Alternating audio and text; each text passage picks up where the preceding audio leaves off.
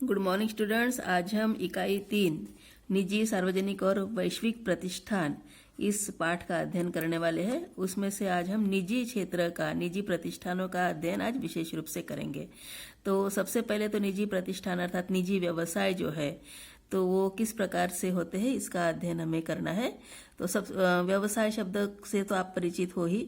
तो व्यवसाय मतलब कि लाभ कमाने के उद्देश्य से जो भी वस्तु और सेवाओं का उत्पादन और वितरण के संबंध में जो भी क्रियाएं की जाती है उसी को हम व्यवसाय कहते हैं। और ये जो आधुनिक युग में औद्योगिक और वाणिज्यिक गतिविधियां क्या है, कठिन है। और निजी, सार्वजनिक क्षेत्र और संयुक्त क्षेत्र ऐसे अलग अलग क्षेत्रों में असंख्य व्यावसायिक उपक्रम विद्यमान है। हम जिस देश में रहते हैं तो वहां पर अर्थात हमारे भारत देश में मिश्रित अर्थव्यवस्था अर्थात मिश्रित आर्थिक प्रणाली अपनाई गई है, जहां पर व्यापार, वाणिज्य, उद्योग इसमें निजी क्षेत्र और सार्वजनिक क्षेत्र दोनों साथ साथ विद्यमान है। और अभी इस समय हम निजी क्षेत्र, सार्वजनिक क्षेत्र इसमें उद्योग धंधे किस प्रकार से शुरू किए जाते हैं और इनके क्या क्या विशेषताएं हैं, क्या क्या गुण है, इसका अध्ययन आज हम करेंगे। तो व्यावसायिक उपक्रमों के कुल 3 प्रकार है। सबसे पहले तो निजी क्षेत्र के उपक्रम है, अर्थात जो निजी उद्यमियों के स्वामित्व एवं नियंत्रण के अधीन होते हैं उनको निजी क्षेत्र के उपक्रम कहते हैं। इसमें उदाहरण के तौर पर एकाकी व्यापार है, साझेदारी है, ये और साथ में निजी कंपनियां हैं, तो ये निजी क्षेत्र के उपक्रम है। उसके बाद सार्वजनिक क्षेत्र के उपक्रम है, अर्थात जो सरकार के स्वामित्व एवं नियंत्रण के अधीन होते हैं उनको हम सार्वजनिक क्षेत्र के उपक्रम कहेंगे। और साथ में तीसरे नंबर का उपक्रम है संयुक्त क्षेत्र के उपक्रम, अर्थात जिनकी पूंजी में सरकार और निजी उद्यमी और जनता इनका संयुक्त रूप से स्वामित्व होता है।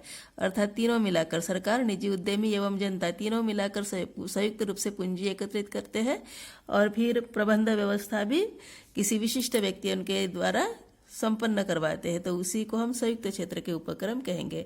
तो आज विशेष तौर पर हम निजी क्षेत्र, प्राइवेट सेक्टर क्या होता है उसके बारे में अध्ययन करने वाले हैं। तो प्राइवेट सेक्टर यानी निजी क्षेत्र जो होता है उसका आशय है निजी उद्योगपति या तो व्यापारियों के द्वारा स्थापित एवं संचालित उद्योग एवं व्यापारिक संस्थान है। और यह पूंजीवादी अर्थव्यवस्था है। मिश्रित अर्थव्यवस्था में भी इसका महत्वपूर्ण स्थान है। तो निजी उद्योगपति एवं जो निजी व्यापारी है उनके द्वारा स्थापित जो उद्योग धंधे हैं या तो संचालित जो उद्योग है, व्यापार है, उन्हीं को ही हम निजी क्षेत्र में शामिल करते हैं।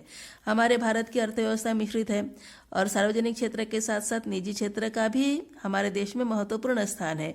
हमारे देश में शुद्ध घरेलू उत्पाद का अर्थात NDP नेट डोमेस्टिक प्रोडक्ट का लगभग 85% उत्पादन निजी क्षेत्र में ही होता है। 85% जो उत्पादन है वह निजी क्षेत्र में ही होता है।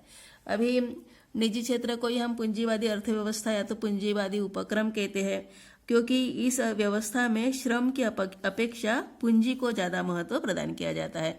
अर्थात श्रम उतना महत्वपूर्ण नहीं माना जाता जितनी महत्वपूर्ण पूंजी मानी जाती है निजी क्षेत्र में। अभी एक परिभाषा देखते हैं GDH कोल की। GDH कोल ने कहा है कि पूंजीवादी उपक्रम अर्थात निजी उपक्रम लाभ के लिए उत्पादन की वह प्रणाली है जिसके अंतर्गत उत्पादन के साधन एवं सामग्रियों पर निजी व्यक्तियों का स्वामित्व होता है तथा कार्य भाड़े के श्रम द्वारा संपन्न कराया जाता है। ये जो निजी उपक्रम मतलब कि पूंजीवादी उपक्रम है, ये क्या करते हैं, लाभ के लिए ही उत्पादन कार्य करते हैं, अर्थात जहाँ पे लाभ होने वाला है वही कार्य इनके द्वारा अपनाया जाता है। और इसके अंतर्गत उत्पादन के जो साधन है, भूमि, श्रम, साहस, तो इन साधनों पर निजी व्यक्तियों का स्वामित्व होता है। और कार्य जो संपन्न कराया जाता है वो कैसे संपन्न किया जाता है, भाड़े के श्रम द्वारा संपन्न किया जाता है। अर्थात आपको श्रमिक किराए पर आप आसानी से उपलब्ध करवा लेते हो। तो इस प्रकार से ये निजी क्षेत्र के बारे में परिभाषा GDH कोल ने बताई है। अभी निजी क्षेत्र की विशेषताओं का अध्ययन करते हैं। निजी क्षेत्र की विशेषताओं में सबसे पहली विशेषता दी है निजी संपत्तियों का अधिकार। तो निजी क्षेत्र में जो उत्पत्ति के जो संसाधन हैं और संपत्तियां हैं उनका स्वामित्व और अधिकार किसका रहेगा, निजी उद्यमियों का रहेगा या तो निजी पूंजीपतियों का रहेगा। ये पहली विशेषता। दूसरा, आर्थिक स्वतंत्रता। तो इस क्षेत्र में प्रत्येक व्यक्ति को समान अवसर प्राप्त होते हैं और वह व्यक्ति अपना स्वयं का व्यवसाय चुन सकता है, अर्थात वह यहाँ पे व्यक्तियों को आर्थिक स्वतंत्रता है। तीसरे नंबर की विशेषता है लाभ की भावना। इस क्षेत्र में देश की आवश्यकता अनुसार उत्पादन नहीं किया जाता बल्कि अधिकतम लाभ कमाने के लिए व्यक्ति उत्पादन करने का कार्य शुरू करता है। तो ये लाभ की भावना यहाँ पे रहती है। चौथा नंबर है वर्ग संघर्ष। तो ये निजी क्षेत्र में जो भी समाज है वह 2 वर्गों में बढ़ जाता है। प्रथम वर्ग मालिक कहलाता है, दूसरा वर्ग नौकर हो जाता है। पहला वर्ग पूंजीपति, दूसरा वर्ग श्रमिक। तो इस प्रकार से इन 2 वर्गों में आपसी शत्रुता भी निर्माण हो जाती है। तो वर्ग संघर्ष मतलब कि आपस में शत्रुता निर्माण होना। फिर है 5वें नंबर की विशेषता प्रतिस्पर्धा। तो व्यवसाय की स्वतंत्रता प्रतिस्पर्धा को जन्म देती है और व्यवसायियों में प्रतियोगिता होती है। तो प्रतिस्पर्धा, क्योंकि सभी को अपना व्यवसाय चुनने की स्वतंत्रता है, तो एक से ज़्यादा व्यक्ति एक समान व्यवसाय भी चुन सकते हैं और उनमें क्या रहेगी, फिर प्रतियोगिता रहेगी। जो श्रेष्ठ कार्य करेगा उसी क्या होगा, उसी के ही वस्तुओं का मांग बढ़ेगी।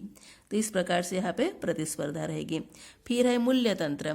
तो निजी क्षेत्र में मूल्य तंत्र कार्य करता है, अर्थात जिस वस्तु की मांग अधिक है उसका उत्पादन भी अधिक होगा और उसका मूल्य भी ऊंचा रहेगा। और यह निर्देशन सदृश होता है, मतलब कि उत्पादन, उपभोग, वितरण को भी यही जो मूल्य तंत्र जो है वह प्रभावित करता है। अर्थात जिसका मूल्य अधिक रहेगा उसी वस्तु का उत्पादन होगा और उपभोग, जो भी वस्तु ज़्यादा आवश्यक है उस वस्तु का उत्पादन होगा और वितरण भी उसी वस्तु का होगा जो जिसकी आवश्यकता अधिक दिख रही है, जिसकी मांग अधिक दिख रही है, उन्हीं वस्तुओं का वितरण अधिक होगा। तो ये मूल्य तंत्र की प्रणाली पर ध्यान देता है। फिर 7वें नंबर की विशेषता है उपभोक्ता सर्वोपरि। तो निजी क्षेत्र में उपभोक्ताओं को सार्वभौमिकता प्राप्त होती है, वह महत्वपूर्ण है। अर्थात उपभोक्ताओं की आवश्यकताओं को ध्यान में रखते हुए ही उत्पादन कार्य संपन्न किया जाता है और इसीलिए निजी क्षेत्र में उपभोक्ता कौन है, सबसे ऊपर है, सार्वभौमिकता है, यूनिवर्सल है। तो उपभोक्ता को सार्वभौमिकता यहाँ पे प्राप्त होती है। सबसे महत्वपूर्ण है उपभोक्ता। फिर है 8वें नंबर का पॉइंट, उत्पादन के संसाधनों का उचित प्रयोग। तो निजी क्षेत्र में उत्पादन के विभिन्न संसाधनों का अधिकतम उपयोग यहाँ पे संभव हो जाता है। तो उत्पादन के विभिन्न संसाधन जो है, भूमि है, पूंजी है, श्रम है, साहस है, संगठन है, तो इन सभी का विशेष उपयोग यहाँ पे संभव हो जाता है, उचित उपयोग इधर किया जाता है। तो इस प्रकार से निजी क्षेत्र की विशेषता है। अभी निजी क्षेत्र का महत्व देखते हैं। निजी क्षेत्र के महत्व में भी टोटल 10 पॉइंट दिए हैं। सबसे पहले तो स्वतंत्रता है, मतलब कि निजी क्षेत्र का जो भी व्यक्ति है वो अपना व्यवसाय स्वयं चुन सकता है, उसको किसी भी प्रकार का बलपूर्वक वहाँ पे वो चयन नहीं करेगा। तो व्यावसायिक चुनाव की स्वतंत्रता रहेगी। सेकंड है निजी लाभ की प्रेरणा। कार्य का आधार क्या रहेगा, निजी लाभ की प्रेरणा, मतलब कि जहाँ पे अधिकतम लाभ होने की संभावना है वही कार्य व्यक्ति के द्वारा स्वीकार किया जाएगा। तीसरे नंबर का पॉइंट है गोपनीयता। व्यापार की अनेक बातें गोपनीय रहेगी जो सार्वजनिक उपक्रम में नहीं रहता है। तो निजी क्षेत्र का जो भी व्यापार है, एकाकी व्यापार के समान जो व्यापार है, वहाँ पे प्रत्येक बात कैसी रहेगी, सिर्फ व्यवसाय के स्वामी तक, मालिक तक ही गोपनीय रहेगी। फिर लोचदार है, व्यवसाय में लोच होती है, मतलब कि सरलता से आप अपना व्यवसाय घटा भी सकते हो और बढ़ा भी सकते हो। 5वें नंबर का पॉइंट है मितव्ययिता। तो प्रबंध एवं संचालन व्यय में मितव्ययिता रहेगी। मितव्ययिता मतलब कि खर्चों में कमी करने की प्रवृत्ति रहेगी और जिसका बाकी अन्य क्षेत्रों में, जैसे कि सार्वजनिक क्षेत्र में अभाव रहेगा। अर्थात सार्वजनिक क्षेत्र में ये मितव्ययिता नहीं बरताई जाती है। निजी क्षेत्र में ही कंजूसी करके सभी कार्य संपन्न किए जाते हैं, अर्थात फालतू के खर्च यहाँ पे निजी क्षेत्र में नहीं होते। मितव्ययिता मतलब कि कम से कम खर्च में अधिकतम कार्य करना, उसी को मितव्ययिता करके बोला जाता है। और ये गुण यहाँ पे दिखाई देता है निजी क्षेत्र में। फिर विविधता भी निजी क्षेत्र का प्रमुख गुण है, अर्थात यहाँ पे अलग अलग प्रकार के कार्य भी संपन्न किए जाते हैं। फिर उसके बाद है श्रेष्ठ उत्पादन सस्ता एवं श्रेष्ठ स्तर का रहेगा, जिससे बाजार में प्रतिस्पर्धा का सामना किया जा सके। फिर 8वां पॉइंट है उपभोक्ता का महत्व। इस क्षेत्र में, निजी क्षेत्र में उपभोक्ता को अत्यधिक महत्व प्रदान किया जाता है तथा उसकी इच्छा के अनुसार ही वस्तु का निर्माण एवं उत्पादन होता है। 90वें नंबर का पॉइंट है अनुसंधान एवं विकास को प्रोत्साहन। तो अनुसंधान एवं विकास कार्य को, अर्थात खोज के कार्य को, शोध के कार्य को प्रोत्साहित किया जाता है। और 10वें नंबर का गुण है कुशल एवं योग्य कर्मचारी। निजी क्षेत्र में कुशल एवं योग्य उद्यमी ही विजयी होते हैं, अर्थात उन्हीं को ही यहाँ पे कार्य मिलता है। अकुशल एवं अक्षम उद्यमियों को क्षेत्र से हटना पड़ता है और इसीलिए कहा जाता है कि निजी क्षेत्र में योग्यता एवं कुशलता की ही विजय होती है। जो योग्य व्यक्ति है उसी को ही यहाँ पे कार्य सौंपा जाएगा। जो अयोग्य हो गया, अक्षम हो गया, असफल हो गया तो उसको यहाँ पे तुरंत हटा दिया जाएगा। तो इस प्रकार से ये निजी क्षेत्र के आपको 10 गुण दिखेंगे। अभी हानियों पर भी ध्यान देते हैं। तो निजी क्षेत्र की हानियां या तो दोष, निजी क्षेत्र के दोष भी यहाँ पे 10 प्रकार के दोष दिए गए हैं। पहला दोष है आर्थिक संकट। तो वर्तमान व्यावसायिक प्रतिस्पर्धा के कारण अति उत्पादन का भय बना रहता है, जिससे आर्थिक संकट उत्पन्न हो जाता है। ये पहला दोष है। अर्थात जिस वस्तु की मांग ज्यादा है उस वस्तु का अगर हम अधिक उत्पादन कर लेते हैं और भविष्य में अगर उसकी मांग घट जाती है तो फिर आर्थिक संकट बना रहेगा। दूसरे नंबर का पॉइंट है आर्थिक विषमता। तो इसमें उत्पादन कुछ ही लोगों के हाथ में केंद्रित होने के कारण आर्थिक विषमता का जन्म होता है। अर्थात अमीर वर्ग और भी अमीर होते जाता है, पूंजीपति और भी पूंजीपति होता है और श्रमिक वर्ग उनको अपने जो भी मूलभूत आवश्यकता है उनकी भी पूर्ति करने के लिए बहुत बड़ा संघर्ष करना पड़ता है। तो इस प्रकार से ये आर्थिक विषमता यहाँ पे जन्म लेती है। फिर है राष्ट्रीय हित की उपेक्षा। तो निजी क्षेत्र में संतुलित विकास पर ध्यान नहीं दिया जाता और जिससे क्या होगा, राष्ट्रीय हित की उपेक्षा होती है। अर्थात प्रत्येक क्षेत्र पर यहाँ पे ध्यान नहीं दिया जाएगा। जहाँ पे व्यक्ति का निजी लाभ जिसमें है वही कार्य यहाँ पे निजी क्षेत्र में किया जाता है। फिर चौथे नंबर का पॉइंट है वर्ग संघर्ष। तो पूंजीपति एवं श्रमिकों के बीच हमेशा वर्ग संघर्ष विवाद होते रहेंगे। पूंजीपति कम मजदूरी देकर श्रमिकों से कार्य करवाना चाहेगा और श्रमिक अधिक मजदूरी की मांग हमेशा करते रहेंगे। अर्थात उचित मजदूरी, उचित पेमेंट वह मांगते रहेंगे। तो इस प्रकार से ये वर्ग संघर्ष वाला पॉइंट है। फिर है श्रमिकों का शोषण।